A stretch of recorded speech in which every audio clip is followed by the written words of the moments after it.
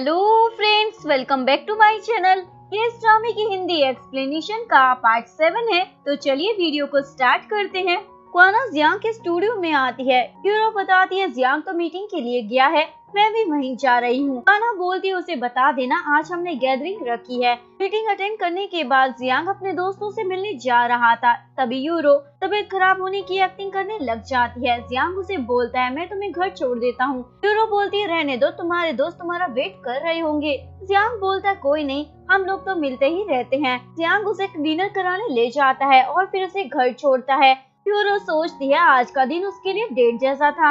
इधर सब लोग जियांग का वेट कर कर थक गए थे। याइन बोलती है जियांग जरूर मेरी वजह से यहाँ नहीं आया होगा। शैंग बोलता है अगर ऐसी बात है तो इस 82 ईयर पुरानी पाइन के लिए तो आ जाना चाहिए था। याइन बहुत ज्यादा ड्रिंक कर घर पहुँचती है और जियांग को रूम से बाहर बुलाती है, मुझे फॉलो करो, मुझे तुमसे कुछ बात करनी है। जियांग उसके पीछे आ जाता है। याइन बोलती है आज तो मेरी वजह से वहाँ नहीं आए थे ना, अगर तुम्हें मुझसे इतनी प्रॉब्लम है तो डायरेक्टली बोल दो, ये हाइड एंड सीक का गेम खेलने की जरूरत नहीं है। जियांग बोलता है मैं कोई गेम नहीं खेल रहा हूँ, तुम्हारी बहन यूरो की तबीयत खराब हो गई थी इसलिए उसे घर छोड़ने गया था, वैसे भी मैं तुम्हें ये सब कुछ क्यों बता रहा हूँ। याइन उसे रोक कर बोलती है सॉरी मैंने तुम्हें गलत समझ लिया।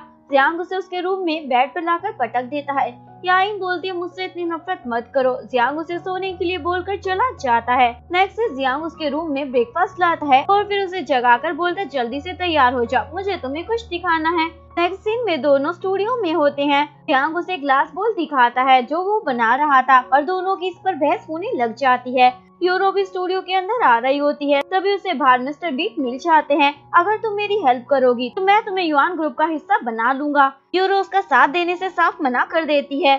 जियांग यूरो को डांट कर चुप करा देता है। याइन सोचती है इस बार मैं अपना रिवेंज लेकर रहूंगी और अचानक से उसे किस कर देती है। अब इवन हो गया। जियांग तो शौक में चला जाता है। यूरो ने ये सब देख लिया होता है। याइन बाहर आने के बाद बहुत ज्यादा एम्बेरस हो रही होती है और सोचती है क्या मैं उस डायनासोर से प्यार करने लगी हूँ। यूरो जियांग से पूछती है तुम्हारे और याइन के बीच कुछ हुआ है क्या। जियांग बोलता है कुछ नहीं हुआ और उसे किस याद आ जाता है, इसलिए वो याइन से बात करने बाहर आता है। यूरो सोचती है याइन पहले ही मुझसे मेरा सब कुछ ले चुकी है, अब तुम्हें मैं खुद से उसे छीनने नहीं दूंगी। जियांग को बाहर शेंग मिल जाता है। शेंग उसे बता देता है मैं याइन को लाइक करता हूँ और उसे कन्फेस भी कर दिया है, पर अभी तक उसने रिप्लाई नहीं दिया। ये सुनकर जियांग का दिल टूट जाता है।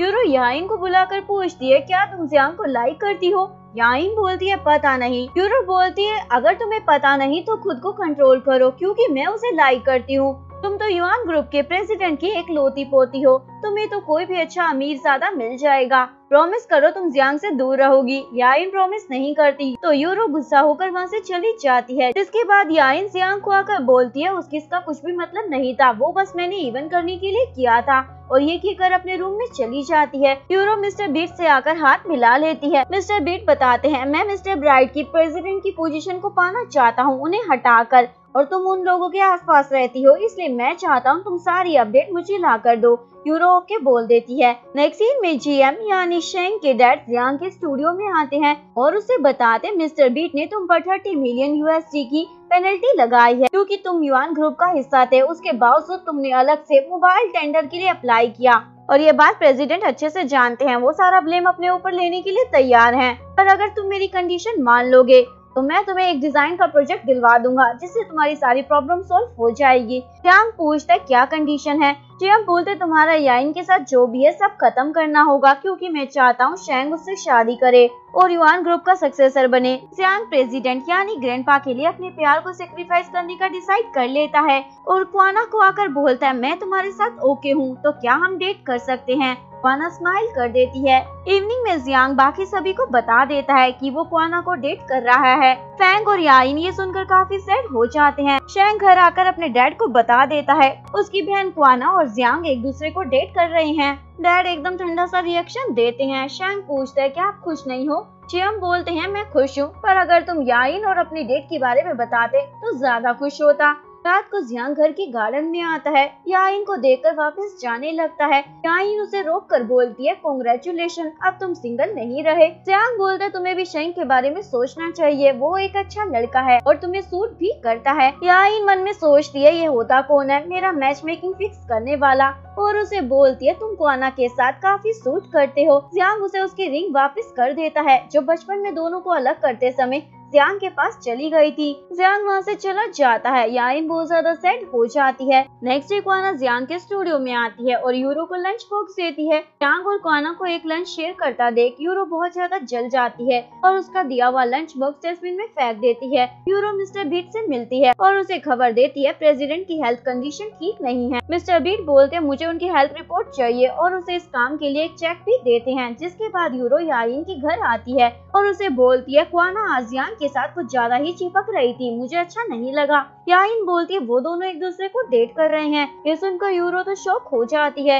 याइन अपनी बहन के लिए पानी लेने किचन में चली जाती है। पीछे से यूरो प्रेसिडेंट की हेल्थ रिपोर्ट चुरा लेती है। नेक्स्ट सीन में सभी जियांग के डिजाइन की प्रेजेंटेशन में हेल्प कर रहे थे। मीटिंग के बाद यूरो याइन को बोलती है आज मैं तुम्हारे साथ खाना खाना चाहती हूँ। याइन उसे अपने घर लंच पर ले आती है। दोनों लंच करते हैं। यूरो मौका देखकर प्रेसिडेंट की हेल्थ रिपोर्ट वापस रख देती है और उसके बाद मिस्टर बीट से मिलकर उसे प्रेसिडेंट की हेल्थ रिपोर्ट दे देती है। ये उसकी डिजिटल कॉपी है, ओरिजिनल मैंने वापस रख दी है। मिस्टर बीट उसे एक रिपोर्टर का कार्ड देते हैं। ये रिपोर्ट तुम्हें उस तक पहुंचानी होगी। यूरो बोलती है पर इसका जियांग पर कोई असर नहीं होना चाहिए। मिस्टर बीट बोलता है okay. Next day euro yuan group में क्वाना के कंप्यूटर से उस रिपोर्टर को वो फाइल सेंड कर देती है और उसके बाद लिफ्ट में क्वाना को भड़काती है। मैंने याइन और जियांग को किस करते हुए देखा था, मुझे लगता है वो दोनों एक दूसरे को लाइक करते हैं। ये सुनकर क्वाना का मूड खराब हो जाता है। युआन ग्रुप डिजाइन की प्रेजेंटेशन दे रहा था। क्लाइंट को उनका डिजाइन काफी पसंद आता है इसलिए कॉन्ट्रैक्ट उन्हें दे देते हैं। प्रेसिडेंट सभी को कांग्रेचुलेट करते हैं। क्वाना को अपने डैड की हरकतें देखकर उन पर डाउट होने लगता है इसलिए बाद में उनसे पूछती है क्या आपने जियांग के साथ कोई डील की थी, तो उसके डैड उसे सब कुछ सच बता देते हैं। जिसके बाद क्वाना अपने डैड से गुस्सा होकर चली जाती है। नेक्स्ट सीन में जियांग और बाकी सभी आज की सक्सेस को सेलिब्रेट कर रहे थे पर क्वाना का मूड खराब होता है इसलिए वहाँ से उठकर जाने लगती है। जियांग उसके पीछे आता है। क्वाना पूछती है क्या तुम सच में मुझे लाइक करते हो? जियांग सोचने के बाद बोलता है हाँ। क्वाना बोलती है मुझे पता चल गया है मेरे डैड ने तुम्हें फोर्स किया था याइन से दूर रहने को। अगर वो ऐसा नहीं करते तो तुम कभी भी मुझे चूज नहीं करते। क्वाना घर के अंदर पहुँचती है। शैन और फेंग उससे पूछते हैं क्या हुआ, तो वो उन दोनों को सारा सच बता देती है। शैन गुस्से में जियांग को आकर एक पंच मारता है। तुम्हारी हिम्मत कैसे हुई मेरी बहन की फीलिंग्स के साथ खेलने की? तभी याइन भी वहाँ पहुँच जाती है। शैंग उसे देखकर रुक जाता है। याइन पूछती है तुम लोग आपस में लड़ क्यों रहे हो? वो दोनों उसे भी सारा सच बता देते हैं। शैंग जियांग को बोलता है अगर तुम्हें कोई प्रॉब्लम थी तो तुम्हें हमारे साथ शेयर करना चाहिए था। जियांग बोलता है मैं क्वाना को लेकर सीरियस हूँ, मैं उसकी फीलिंग के साथ खेल नहीं रहा था। नेक्स्ट मॉर्निंग मिस्टर मू प्रेसिडेंट को आकर न्यूज़पेपर दिखाते हैं जिसमें प्रेसिडेंट की बिगड़ती हुई हेल्थ कंडीशन के बारे में लिखा होता है। इस न्यूज की वजह से युआन ग्रुप के शेयर्स के प्राइस गिरने लग जाते हैं। प्रेसिडेंट मीटिंग में पूछते हैं ये न्यूज किसने लीक की थी। चीफ एग्जीक्यूटिव बताते हैं क्वाना के कंप्यूटर से ये रिपोर्ट मीडिया को भेजी गई थी, यानी उसी ने किया होगा। जीएम बोलते हैं मेरी बेटी ऐसा नहीं कर सकती, आप तो अच्छे से जानते हैं, और चीफ एग्जीक्यूटिव को सारा मामला इन्वेस्टिगेट करने को कहते हैं। नेक्स्ट सीन में फैंग अपनी मोम को आकर बोलता है कहीं आप ही तो क्वाना को फंसा नहीं रही हैं। अगर ऐसा है तो आपके लिए बिल्कुल भी अच्छा नहीं होगा, क्योंकि मैं क्वाना को बहुत ज्यादा प्यार करता हूँ। उसकी मोम तो शॉक हो जाती है क्योंकि वो उसे याइन के साथ सेट करना चाहती थी, पर उसका बेटा तो उसकी कॉम्पिटिटर की बेटी के साथ ही दिल लगाकर बैठ गया है। प्रेसिडेंट जियांग को वापस युआन ग्रुप ज्वाइन करने को कहते हैं। जियांग भी हाँ बोल देता है। प्रेसिडेंट याइन को बोलते हैं तुम्हें कल से कंपनी का सारा काम सीखना और देखना होगा, अब से तुम्हें ये सब संभालना है। याइन पूछती है इसका मतलब? प्रेसिडेंट बोलते हैं हो सकता है मिस्टर बीट सारे बोर्ड मेंबर को अपनी साइड कर ले और मुझे प्रेसिडेंट की पोजीशन से हटा दे, और मैं उसे प्रेसिडेंट नहीं बनने दूंगा, वो पोजीशन मैं तुम्हें दे दूंगा। याइन बोलती है मैं इस पोजीशन को संभाल नहीं सकती, पर प्रेसिडेंट उसे बोलते हैं तुम्हारे पास कोई ऑप्शन नहीं है, जो तुम्हें कह रहा हूँ वो तुम्हें करना होगा, और उसे वहाँ से भगा देते हैं। मुझे जियांग से अकेले में बात करनी है। याइन के जाते ही प्रेसिडेंट जियांग को बोलते हैं याइन को तुम्हारे हाथों में सौंप रहा हूँ, तुम्हें ही उसका सारी जिंदगी ध्यान रखना होगा। जियांग पूछता है सारी जिंदगी मतलब? प्रेसिडेंट बोलते हैं मैं चाहता हूँ तुम याइन से शादी कर लो। सुनकर जियांग तो शौक में चला जाता है। प्रेसिडेंट याइन को भी शादी वाली बात बता देते हैं और दोनों को बोलते हैं साथ में अच्छे से काम करना और फिर डेट पर भी घूमने चले जाना। नेक्स्ट डे ऑफिस में प्रेसिडेंट जियांग को उनका स्पेशल असिस्टेंट अनाउंस कर देते हैं और साथ ही याइन को असिस्ट भी करेगा। जिसके बाद जीएम प्रेसिडेंट से आकर बोलते हैं मैं इस बात से बहुत खुश हूँ, आपने जियांग को स्पेशल असिस्टेंट बना दिया है। प्रेसिडेंट बोलते हैं पर मुझे लगा तुम खुश नहीं होगे, तुम तो जियांग को पसंद नहीं करते हो ना। जीएम बोलते हैं ऐसी बात नहीं है। प्रेसिडेंट बोलते हैं मैं जानता हूँ तुम उसे पसंद क्यों करते हो, और मैं चाहता हूँ तुम क्वाना को बोलो वो जियांग से ब्रेकअप कर ले। जीएम बोलते हैं ये मैं कैसे कर सकता हूँ, ये बच्चों का मामला है, इसमें मैं नहीं पढ़ सकता। प्रेसिडेंट बोलते हैं जियांग सिर्फ याइन का ही जीवन साथी बन सकता है। और तुम्हारे पास कोई चॉइस नहीं है, तुम्हें ये करना ही होगा, ये मेरा ऑर्डर है। इसके बाद घर पर जीएम काफी सैड होकर बैठे होते हैं। चैन अपने डैड से आकर पूछते हैं क्या हुआ। जीएम उन्हें सारा सच बता देते हैं जो चेयरमैन ने उन्हें करने को कहा है। ये सब क्वाना सुन लेती है और अपने डैड को बोलती है मैं जियांग से ब्रेकअप कर लूंगी। जिसके बाद क्वाना जियांग से मिलकर बोलती है अब मैं तुम्हें डेट नहीं कर सकती। जियांग शॉक हो जाता है, अचानक से तुम ये फैसला क्यों ले रही हो। क्वाना बोलती है मुझे पता है तुम मुझे लाइक नहीं करते, फिर भी तुमने मुझे चूज किया, उसके लिए थैंक यू। क्वाना याइन को आकर बता देती है उसने जियांग से ब्रेकअप कर लिया है। याइन बोलती है तुम्हें ग्रैंडपा ने ये करने के लिए मजबूर किया है ना। क्वाना बोलती है उससे कोई फर्क नहीं पड़ता, मैं जानती हूँ जियांग तुम्हें लाइक करता है और तुम भी उसे लाइक करती हो। याइन बोलती है तुम गलत सोच रही हो, हमारे बीच ऐसा कुछ नहीं है। पर क्वाना उसकी बात पर यकीन नहीं करती। इसके बाद यूरो याइन से मिलती है और उसे बोलती है जियांग ने युआन ग्रुप को फिर से ज्वाइन कर लिया, जिसकी वजह से उसका स्टूडियो बंद हो गया और मैं जॉबलेस हो गई हूँ। उसे देखे बिना मेरा दिन बड़ी मुश्किल से कटता है, प्लीज मुझे अपनी कंपनी में एक जॉब दिला दो। याइन उसकी इमोशनल बातों में आकर बोलती है ठीक है मैं कुछ करती हूँ। याइन को जियांग पर बहुत गुस्सा आता है, सारी लड़कियाँ उसकी वजह से रो रही है और गुस्से में उसके रूम में आकर उस पर चढ़ जाती है। तुम्हें ऐसे क्वाना को हर्ट नहीं करना चाहिए था, उससे ब्रेकअप कर। जियांग सोचता है मैं भी यही सोच रहा था।